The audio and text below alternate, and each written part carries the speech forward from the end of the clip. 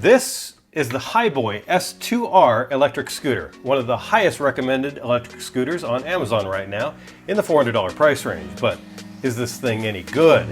Let's talk about it.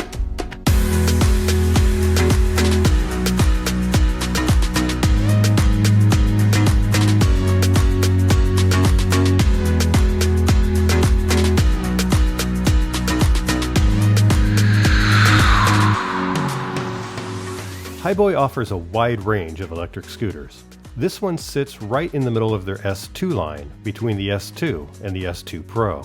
It sells for $469 retail, currently $399 with the Amazon coupon. And if you're shopping for an electric scooter, you should definitely consider this one. The S2R is a lot of fun to cruise around on.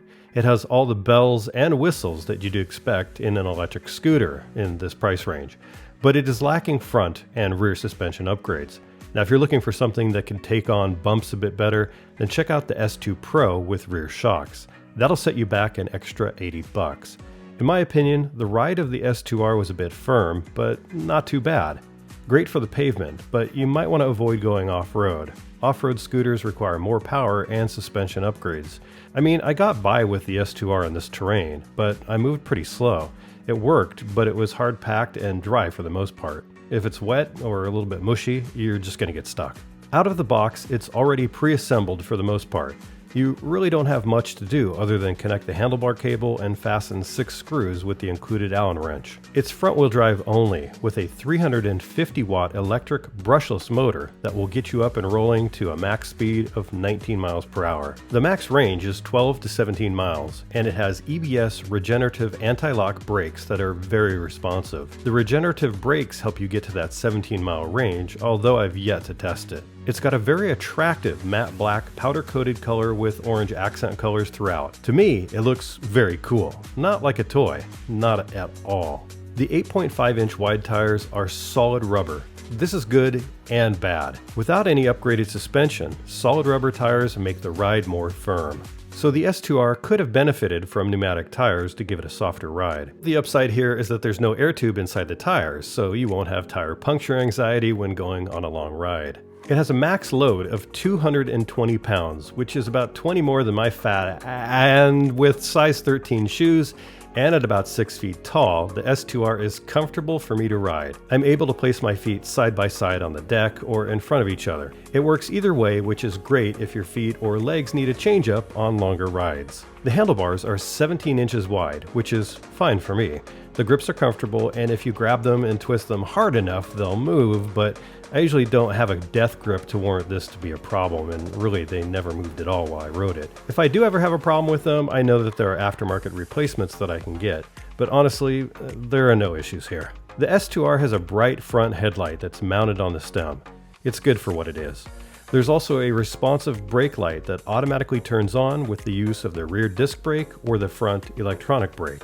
With the included 2 keys, you can detach the 36-volt 7.5 amp-hour lithium-ion battery to charge it separately from the scooter, replace it, or repair it. You can also buy another one for about $90. However, there's only one included with the scooter. It requires 4 to 6 hours to charge the battery from dead using the included AC charging cable. The battery auto-locks when you place it back into the scooter. Nice. Speaking of the rubber deck, it's 19 inches long by 6 inches wide. This is pretty standard for a scooter in this category, and for good reason. Like I mentioned before, it allows me to stand comfortably wherever I want. The deck clearance, in case you have bumps, curbs you want to ride over, is about 3.5 inches from the ground, which is plenty. And as you can see, there's a smooth underbody like a built-in skid plate in case it does get hit. The dashboard is very easy to see while riding in pretty much any condition. There's only one button. Push it to turn on the scooter. Long press it to turn it off. Now when it's on, tap it once to turn on or off the headlight.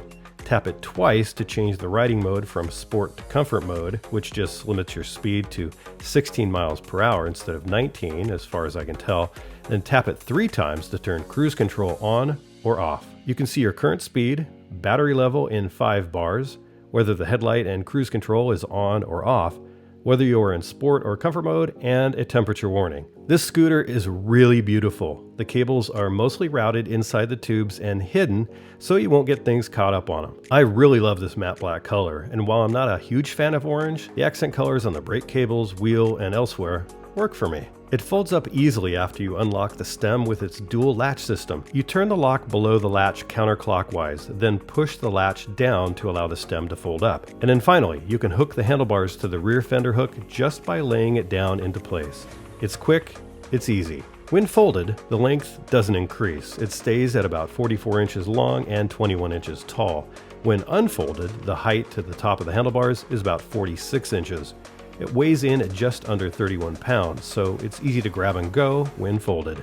There's a very well-made kickstand on the left side, right in the center. There's enough lean to the left, so it won't easily fall over to the right. You have to give it a good push for it to fall over. Metal fenders up front and back have reinforced support brackets and are very sturdy. I'd feel safe resting my foot on the back fender if I needed another option for my feet to rest. However, I don't think I'm gonna need it.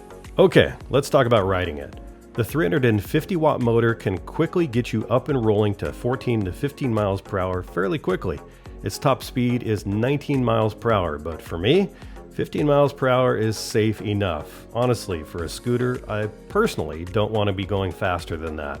This isn't a motorcycle, so I'm good. Stopping at max speed, I was able to come to a full stop at under 15 feet. That's pretty damn good using both brakes considering my height and my weight. To get started, by default, you have to kick to start, so basically you've got to be rolling. That can be disabled via the app, however, I don't recommend it. It's really not a huge inconvenience to hop on and give it a little push to get the motor's help. Alright, let's talk cruise control. I know, cruise control in a scooter, right? Well, the thumb throttle can get real old real quick on long rides. Well, heck, even short ones too. You can control this by triple pushing the button on the handlebar to enable it and then use the brake to disable it.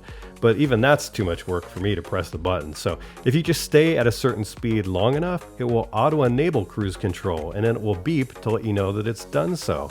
Then you could just tap either of the brakes to disengage it. As far as the Hiboy S2 app is concerned, it works great. I'm not blown away by it, but I didn't run into any problems either. It connects via Bluetooth and allows you to lock your scooter and customize a few things such as acceleration, brake response, view the current speed, update the firmware, and more. It's obviously not possible to use it while riding, plus the dashboard gives you enough data to get by. By the way, just so you know, the default password to connect the app to the scooter via Bluetooth is 888-888. That's 6 8s. I had to research that because I couldn't find that anywhere in the user manual or at their website. The max hill grade or slope that it can reliably climb is a 15% grade. The only way you can get any better than that is to get a more powerful motor or a dual motor scooter. For the S2R, it's acceptable. A 15% angle isn't very much, as you would probably guess, so if you live on a big hill like I do, your results may vary depending on your weight. It couldn't push me very far up an incline surpassing a 15% angle, so yeah, I need to drop a few pounds and maybe that will help. Riding the S2R feels solid. I don't hear any creaking and I can barely hear the motor noise. Have a listen, it's pretty quiet.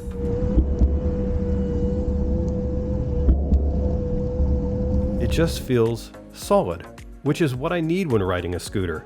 I'm not in a car surrounded by a frame and lots of metal after all. I'm exposed. I don't want to feel unsafe and hit the dirt. Speaking of safety, there's a handlebar bell and a rear brake light like I mentioned, and the headlight does fairly well at night. Have a look. It's high mounted and pointed down toward the road in front of you, which is good enough for me and kind of all I expect from a scooter. It's IP54 waterproof, and with the included fenders, it's protected from water spray. Compare that to something like the latest iPhone 12 that has an IP rating of 68. It can't be immersed in water, so with the obvious safety concerns of riding an electric scooter in the rain along with some solid rubber tires on it, I would personally try to avoid the wet stuff.